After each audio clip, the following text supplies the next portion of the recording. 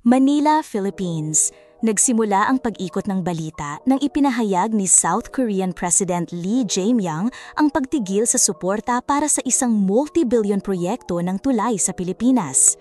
Ang desisyon ay nag-ugat sa mga aligasyong may koneksyon ito sa korupsyon na tila naging pampulitikang larangan ng laban.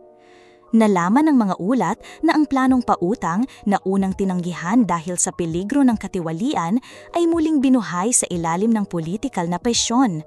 Pinaigting ito ng isang lokal na mambabatas na ngayon ay nahaharap sa sariling iskandalo ng pampulitikang pondo na nagpasiklab sa pakikipag-ugnayan ng kanyang mga kaalyado sa mga tauhan ng pondo ng mga ministro. Sa kanyang Facebook post na nakasulat sa Korean, idiniin ni Lee, inutusan na agad na itigil ang mga proseso ng negosyo na ito na itinuturing mapanlinlang.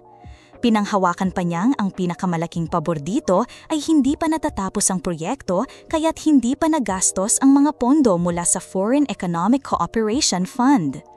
Ang tulay, na opisyal na tinatawag na pang-agraryong tulay para sa bagong bayanihan ng mga magsasaka, PBB Bridges, ay unang tinanggihan noong Pebrero 2024 dahil sa mga pag-alinlangan sa kredibilidad ng isang lokal na kontraktor na hindi pambihira sa mga tendensya ng pagkakamali at katiwalaan sa nakaraang mga proyekto.